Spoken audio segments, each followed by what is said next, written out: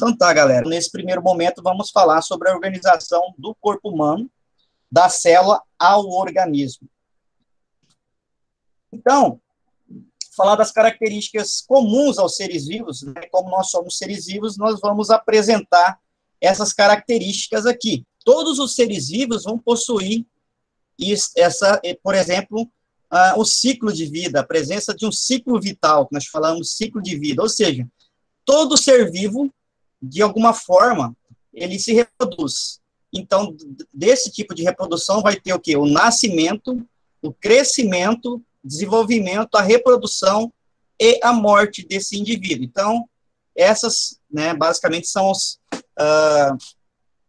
5 fatos que vão acontecer no ciclo vital, geralmente. Né? Às vezes alguém morre antes de reproduzir, mas normalmente, naturalmente, ocorre o nascimento, crescimento, depois o desenvolvimento, né, o organismo se desenvolve, né, a reprodução e, por último, morre. Né? A morte é o fim do ciclo vital, vamos dizer assim. Outra característica que é pertinente a todos os seres vivos têm resposta a estímulos do ambiente. Por exemplo, quando nós sentimos calor no nosso dia a dia, aqui em Cuiabá, em Várzea Grande, é bem comum, né? Quase que todo dia nós sentimos muito calor. O que acontece com o nosso corpo? Nós começamos, além de ter aquela sensação de calor, o que o corpo faz? Ele reage a esse estímulo no ambiente. Qual que é essa reação no calor? Nós suamos. Esse suor que sai pela nossa pele tem uma finalidade, que é justamente arrefecer, resfriar o nosso organismo. Quando você vai jogar futebol, fazer alguma atividade física também, né, o que acontece? Seu corpo aquece, além do que é o normal do nosso organismo. E para o corpo manter essa temperatura estável, num processo que nós chamamos de homeostase, o corpo tem que se manter estável. Se subir muito a temperatura, nós morremos. Se abaixar muito a temperatura do corpo, nós morremos. Então, para manter essa homeostase, o nosso organismo faz o quê? Joga essa aguinha que está lá nos nossos tecidos, nas nossas células, tem as glândulas sudoríparas que produzem esse suor é mandado para fora do corpo, essa água aquece, então, e evapora. E quando ela evapora, ela passa de um estado físico para o outro, passa do estado líquido para o estado de vapor, e nessa passagem, quando ela evapora, ela leva o excesso de calor que tem no organismo, mantendo estável aí, né, a temperatura do organismo. Outra característica importante é o metabolismo. O que vem a ser o metabolismo? Metabolismo nada mais é do que as reações químicas que vão acontecer dentro das células e dentro do nosso organismo. Vou ter basicamente 2 tipos de metabolismo.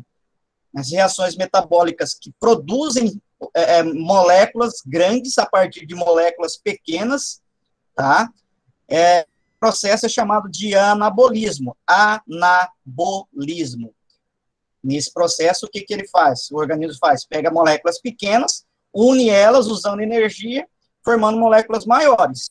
Para o crescimento de uma célula, geralmente para a célula crescer, aumentar o seu tamanho, ocorre através desse processo. E ocorre o processo de quebra, que é o catabolismo. Reações catabólicas, então, pegam moléculas grandes, por exemplo, nossas células possuem organelas chamadas mitocôndrias, que são responsáveis aí pela respiração celular. O que é essa respiração celular? Ela vai quebrar as moléculas orgânicas e converter essas moléculas orgânicas em moléculas energéticas, moléculas de energia que vão estar disponíveis para a célula se manter viva. Essas moléculas são o ATP. Então, para pegar uma molécula de glicose, essa molécula de glicose vai sendo quebrada, cada um dos átomos dela vai sendo liberado em várias etapas, isso aí vocês vão ver futuramente. No primeiro ano a gente estuda em detalhe isso aí, mas depois eu deixo para vocês também uma aula sobre essa questão do catabolismo. Então, vai sendo quebrado e liberando energia, e essa energia nós vamos usar no nosso dia a dia. Para eu estar falando com vocês agora, para vocês estarem assistindo ouvindo, vocês estão gastando energia. E essa energia está vindo aonde? Dos seus alimentos que vocês comeram no jantar ontem, no almoço, agora, dos nutrientes. E para converter esses nutrientes e energia passam por um processo de metabolismo como catabolismo, que vai quebrar essas moléculas, gordura, de glicose, de proteínas, e liberar energia na forma de uma moléculazinha chamada trifosfato de adenosina, ou do inglês ATP, tá? E nós temos também essa outra característica: todos os seres vivos são formados por células. Só que tem uma exceção a essa regra. Tem uma exceção a essa regra. A exceção são os vírus. Os vírus, ainda tem muita discussão se os vírus são considerados vivos ou não. A maioria consideram que são seres vivos. Tem uma teoria chamada teoria celular, que diz que todo ser vivo é formado por células. Porém, essa teoria ela foi feita, né, antes do advento da invenção do microscópio eletrônico, que possibilitou a visualização dos vírus, que são muito pequenos. Porém, ela ainda é mantida como verdade, tá, essa teoria. Então, nós podemos considerar o seguinte: todos os seres vivos, com exceção dos vírus, são formados por células. Aqui falando do ciclo de vida, né? Essa imagem mostrando o ciclo de vida do mosquito, do Aedes aegypti, que é o transmissor da dengue. Ultimamente a gente só ouve falar do coronavírus, né? Que não tem célula, porém destrói nossas células. E o pessoal está esquecendo de cuidar da dengue, né? Então tem muito foco agora, principalmente agora nessa época das chuvas. Então nós temos que tomar cuidado. Então, aqui está todo o ciclo vital. Tem o mosquito adulto, e ele vai passar a fazer a reprodução, bota os seus ovos na beira da água, tá? Nos recipientes que vão armazenar a água, pode ser uma tampinha de garrafa. Se armazenou água aí por algumas horas, ele já vai voltar. Essa tampinha pode secar a água, porém, quando voltar a ter água novamente, ele vai eclodir, porque esses ovos são altamente resistentes, eles sobrevivem fora da água por muito tempo. Depois que ele é colocado na água, ocorre a eclosão, forma-se, né, essa larva vai se desenvolvendo, ela é natante, vive dentro da água, chega um momento que ela vai se fixar, ficar paradinha na superfície, e aí ela vai passar por um processo de metamorfose, e aí vai sair o mosquito. E esse mosquito adulto, né, vai ter os machos e as fêmeas, e aí eles vão sair para se reproduzir. E aí que entra o problema para a nossa saúde. Qual mosquito que vocês acham dos dois? O macho ou a fêmea que pica, que precisa de retirar o nosso sangue para a reprodução? É justamente aquele que gera os ovos, a fêmea, tá? Então, essa fêmea só a fêmea do Aedes aegypti que suga o nosso sangue. O machinho, ele não suga sangue, tá? Ele não é hematófago, ele suga plantas, seiva plantas, tá? Então, esse é um detalhe. Então, eles cruzam, né, fazem um cruzamento, ela é fecundada, e para ela desenvolver esses ovos dentro do seu organismo, ela necessita do sangue humano para o desenvolvimento.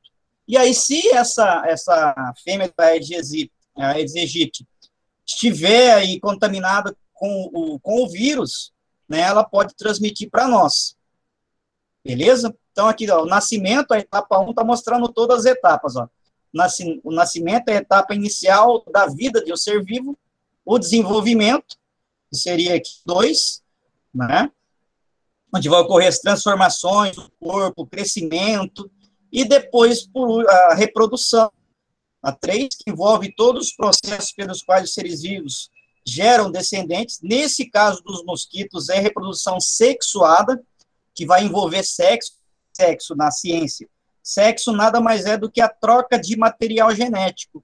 Tem 2 célulazinhas especiais aqui, gaméticas, que são os gametas, que tem a metade da carga genética do mosquito macho, e a fêmea tem lá no seu organismo uma célula especial também, um gameta que tem a metade da carga genética, da receita.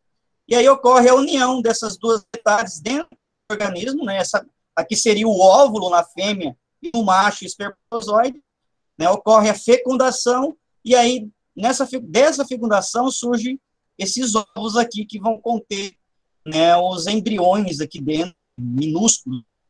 E sim, vão eclodir, formar a larva e correr todo o processo. E ao finalizar aqui o tempo do ciclo de vida, varia muito de um ser para o outro, ocorre o fim, que é a morte. Os seres vivos vão morrer uma hora, vão para algum lugar aí.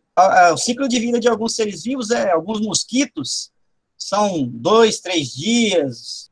Algumas bactérias, o ciclo de vida delas é menos de 24 horas, 24 horas as mais rápidas.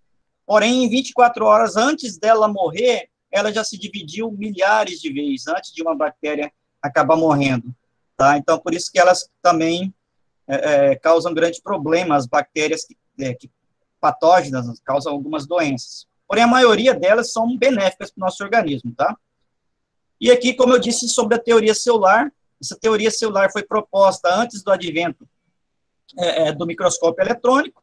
Os cientistas estudavam os seres vivos, né, com microscópio óptico, que é esse microscópio que nós encontramos na escola, que geralmente tem, e eles iam estudavam uma planta, essa planta é formada por células, estudava outra planta, essa também é formada por células, estudou um anfíbio, também tinha células, estudou todos os animais, todos os seres vivos conhecidos na época, eram formados por células, e aí, Leeuwenhoek, que isso aqui é uma gravura, né, uma representação dele, criou essa teoria, dizendo que todos os seres vivos são formados por células, que as células são as unidades básicas da estrutura e do funcionamento dos seres vivos. Aqui, ó, nesse segundo caso aqui, que os vírus, mesmo não tendo célula, a maioria dos cientistas consideram eles seres vivos, porque para eles se reproduzirem, eles só conseguem se reproduzir quando estão dentro de uma célula hospedeira. Por isso, então, a maioria dos cientistas consideram os vírus, né, que eles se encaixam com isso aqui, que é a unidade básica da vida. Eles não têm, mas para ele se manter como ser vivo, se desenvolver, reproduzir, ele tem que estar dentro de uma célula hospedeira. Tá? Uma célula só pode originar de outra, tá? Por meio do processo de divisão celular. Então, segundo essa teoria aqui, até esse período de Leeuwenhoek, aqui ainda muita gente acreditava na criação espontânea, onde de pântanos surgiam sapos, os peixes, ou de uma carne em putrefação surgiam as larvas, né? Porém, ele já sabia que não, que aquelas larvas não surgiam do nada, que nem a maioria imaginava, surgiam de ovos, de mosquitos, de moscas que colocavam ali. Então, aí veio esse terceiro ponto, uma célula só pode se originar de outra, por meio do processo chamado de divisão celular. São os três principais pontos. Aqui mostrando a estrutura de uma célula bacteriana. Existem basicamente dois tipos de células, tá? Essa aqui é a estrutura de uma célula primitiva, chamada célula procariótica, porém, todas as células vão ter basicamente três componentes básicos. Quais são os três componentes básicos de uma célula? Seja dessa célula procariótica ou de uma célula animal, que é uma célula eucariótica. A membrana plasmática vai delimitar, vai separar o meio externo do meio interno. O citosol, que é uma parte líquida, formado por água e sais minerais, e o material genético, que é onde vai estar a receita do indivíduo, né? Todas as informações necessárias para a manutenção da própria vida dele, como crescimento, desenvolvimento e reprodução, está nesse material genético. A função dessas moléculas de DNA é armazenar as informações aí, as instruções que vão controlar o funcionamento da célula e a reprodução da célula também, importantes para a reprodução da célula, porque esse DNA vai carregar a receita do novo indivíduo. Eu vou ter aqui, então, esse citosol, que é uma mistura líquida, né, tipo um gelzinho, e vai ficar, nessa estrutura vai ficar imerso aí tanto o material genético quanto outras estruturas que compõem a célula. E a membrana plasmática, que vai criar um isolamento aqui do meio interno para o meio externo. Essa aqui, como é uma bactéria, ela vai ter outras partes do lado de fora, mas isso aqui é comum às bactérias e não a todos os seres vivos. Então, as células, todas, as três partes que elas possuem, são essas três aqui. E aqui eu tenho os ribossomos, que vão ser responsáveis por produzir proteínas. Aqui é um outro detalhe para depois. Então, guardem, anotem aí essa estrutura básica que compõe, né, os três elementos básicos, os três componentes básicos que compõem uma célula. membrana plasmática, citosol e material genético. Aqui eu tenho mostrando os outros diferentes tipos celulares. Como eu disse, essa célula é uma célula bacteriana, uma célula procariôtica. O termo pró significa primeiro, primitivo. Carion significa núcleo. Então, isso aqui nós falamos que é um núcleo primitivo, porque ela não tem um núcleo verdadeiro.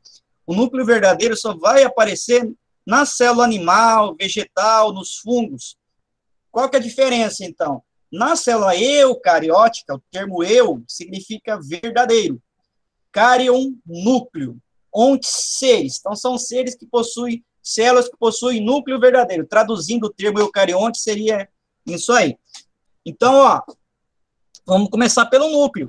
O material genético dessas 3 células aqui não está disperso, não está misturado, em contato direto com o citoplasma, mas está, assim, envolto aí por uma bicamada membranosa chamada aí de carioteca. Tá? Carion, núcleo, e teca, envoltório. Seria o famoso envoltório celular. Não é correto chamar essa estrutura que mantém aqui o material genético no meio de membrana nuclear. Por que que não é correto? Porque, isso eu posso cobrar na prova, tá? Porque a carioteca é formada por 2 membranas, e não por uma membrana como uma membrana celular. Por isso que os cientistas falam que não seria correto chamar, né, essa carioteca, esse envoltório nuclear, de membrana nuclear. Então, membrana nuclear não, tá? Carioteca ou envoltório nuclear. Beleza? E dentro vai estar o material genético. Aí eu vou ter o citosol, eu vou ter a membrana plasmática e um monte de organelas membranosas, que só vão estar presentes nas células eucarióticas. E aqui eu tenho, ó, uma célula animal.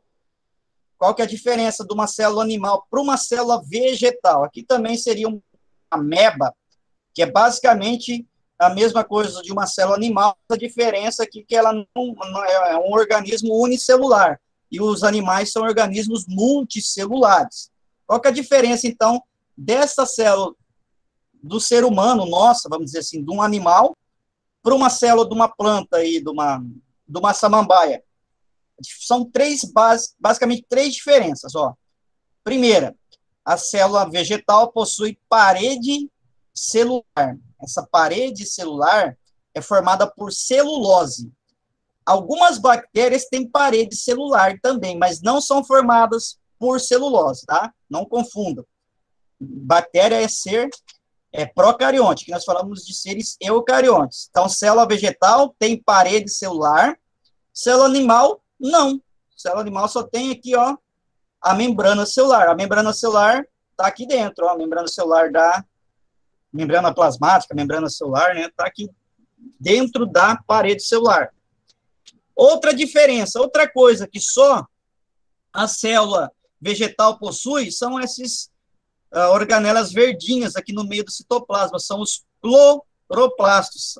Esses cloroplastos possuem um pigmento chamado de clorofila, que tem a finalidade de absorver a energia luminosa para produzir moléculas, tá? Então, são esses cloroplastos que vão dar a coloração típica das plantas, que geralmente são verdes. E, além disso, as células vegetais possuem um grande vacúolo central, que serve para armazenar água, proteínas, nutrientes, veneno, quando for o caso, quando a planta for venenosa, cristais de sal, tem bastante coisas armazenadas aqui dentro desse grande vacúolo. A célula animal não possui. Agora, tem uma coisa que não está sendo destacada aqui, que só a célula animal possui, são essas dois tronquinhos, parece 2 tronquinhos de árvore aqui, né? São centríolos. Esses centríolos só vão estar presentes nas células animais e não nas outras células. Esses centríolos participam do processo de divisão celular das células animal, que é um pouquinho diferente desse processo de divisão celular aqui das células vegetais. Isso aqui é pertinente. Falou em centríolo, é célula animal, não pertence à célula vegetal. Tá? Então, aqui são os 3 tipos de células eucarióticas: célula animal, vegetal, uma célula de ameba, aquela ameba que dá dor de barriga. E os níveis de organização dos seres vivos? É lógico que a ameba, como eu disse, ela é formada por uma única célula. Então, o nível de organização de uma ameba é esse aqui. Mas para formar essa célula, tá? Eu tenho outras coisinhas que eu não coloquei aqui. Eu tenho, por exemplo, para formar células, eu preciso de átomos. Átomos de hidrogênio, de carbono, de nitrogênio. Esses átomos se unem e formam moléculas. As moléculas vão se unir e formar as partes das células, organelas, as membranas. Mas, basicamente, os níveis são esses. Eu vou ter uma célula, que é a unidade básica da vida. Essas células vão se agrupar, células que têm a mesma função, a mesma estrutura, a mesma finalidade, vão se agrupar e formar tecidos. Então, o que é um tecido? Tecido é o agrupamento de células similares aí com função determinada. Então, por exemplo, eu tenho o tecido nervoso. Qual que é a função do tecido nervoso? Transmitir o impulso nervoso, fazer a gente pensar, falar, né? Faz toda a questão da informação e do controle do organismo.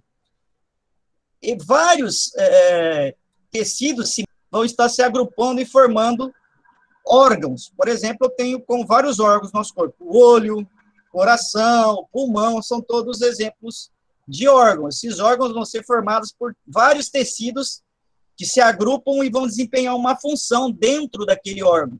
E aí, os sistemas. O sistema já vai ser um agrupamento de vários órgãos. Por exemplo, o sistema digestório. O sistema digestório é composto por vários órgãos que nós vamos estudar à frente. Quais seriam esses órgãos? Boca, né? Vou citar alguns. Boca, o intestino grosso, intestino delgado, estômago. Aí eu vou ter os órgãos anexos, que seria aí, por exemplo, o fígado, o pâncreas. Então, eu vou ter vários órgãos que vão desempenhar uma função. Qual que seria essa função? A digestão e a nutrição do organismo. Que é o sistema respiratório. Vou ter também vários órgãos formando o sistema respiratório. Por exemplo, as narinas, né? Os pulmões, os alvéolos pulmonares, tudo ali dentro, formando essa estrutura de sistema. E o conjunto de todos os sistemas forma o organismo, o próprio indivíduo, tá? São sinônimos para organismo, que é o nosso caso, o ser humano. Então, você é um indivíduo, você é um organismo, tá? Por que nós falamos indivíduo? Porque todos os seres vivos são parecidos, são formados pelas mesmas coisas, porém, cada organismo funciona de forma um pouquinho diferente do outro. Por isso que nós falamos que cada um é um indivíduo. O médico, quando vai cuidar de você, quando você vai fazer um exame, vai tomar um remédio, geralmente o médico passa um monte de exame primeiro, porque ali ele vai saber, naqueles exames, como que o seu organismo está funcionando, como que ele está se comportando, e aí ele vai saber qual dosagem de remédio que ele vai poder dar para você, qual remédio que ele vai ter que passar para você tomar, tá? Por isso que é importante, galera, não tomar remédio à la vontade aí no dia a dia. Ah, se tinha uma dorzinha, vai lá e toma o remédio da mãe, do pai. Não é recomendado esse uso de remédio assim, sem prescrição médica. Aqui mostrando, né, os sistemas alguns sistemas, né? Sistema digestório, responsável pela digestão dos alimentos, pela absorção de seus nutrientes e eliminação das fezes. E aqui mostrando algumas estruturas que fazem parte. Isso aqui nós vamos estudar depois aprofundado, tá? Cada um desses órgãos, a língua, as glândulas salivares, que serve para produzir a saliva, que tem a finalidade de umedecer os alimentos para facilitar a deglutição, a cavidade oral, né, a cavidade da boca, a faringe, o esôfago, que é o canal por onde que comunica a boca até o estômago, o fígado, a vesícula biliar, que é também um órgão anexo, aqui o pâncreas, ó, está aqui atrás do estômago, e os intestinos grosso, que seria esse intestino aqui, e o intestino delgado. E aqui as partes do sistema respiratório, cavidade nasal, faringe, laringe, traqueia, os brônquios, os bronquíolos, né? Brônquios e bronquíolos já vão estar aqui dentro dos pulmões. E aqui eu tenho o diafragma, importantíssimo para o processo de respiração também. Né? Se esse diafragma se rompe, nós não conseguimos respirar, porque para os pulmões inflarem, encherem de ar, eles não são musculares, os pulmões. Então, esse músculo, ele se contrai, e aí força esses pulmões a descer e aumentar seu volume. Com isso, o ar entra. Depois, ele baixa e empurra esse ar de fora, para fora. fazendo o processo de respiração. Alguns acidentes, por exemplo, a pessoa bate isso aqui no volante do automóvel, se tiver sem cinto, né? Quando bate, quebra esses ossos que estão aqui, acabam perfurando, rasgando esse diafragma. E a pessoa acaba, muitas vezes, morrendo asfixiado, porque não consegue fazer as trocas gasosas. Porque rasgou, não vai ter ele pode até se contrair, mas vai para passagem de ar daqui para cá, e vai acabar compensando a pressão, tá? Então, é o sistema respiratório. Aqui outros sistemas, cardiovascular, que tem a finalidade de circular o sangue, transportar nutrientes, levar substâncias para o corpo e retirar a substância dos tecidos. Sistema urinário, né, que é responsável por eliminar as excretas metabólicas do corpo através da urina, no nosso caso, tá? Nós vamos estudar esse sistema à parte, em detalhe. Sistema nervoso, que integra todos os outros sistemas do nosso corpo humano. E o sistema esquelético, que é formado por órgãos chamados de ossos, que tem a finalidade aí de dar sustentação ao corpo e também de proteger órgãos vitais. Por exemplo, o cérebro está dentro de uma estrutura chamada de crânio, que é bem rígido e duro. Coração, os pulmões estão dentro da caixa torácica, também protegido por costelas e pelo externo, também que dá um certo tipo de proteção. Então, essa aqui foi a nossa primeira aula sobre a organização do corpo humano.